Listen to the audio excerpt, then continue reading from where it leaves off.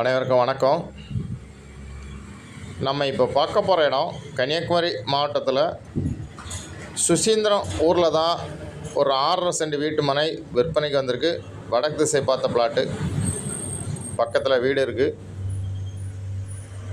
Main ரோட்டிலேருந்து 4வது plot. உங்களுக்கு சுசீந்திரம் ஊரில் செல்வம் திருமண மண்டபத்துக்கும் பேக் சைடில் தான் இந்த பிளாட்டு விற்பனைக்கு இருக்குது. உடனே வீடு கட்டிடலாம். Approve plot.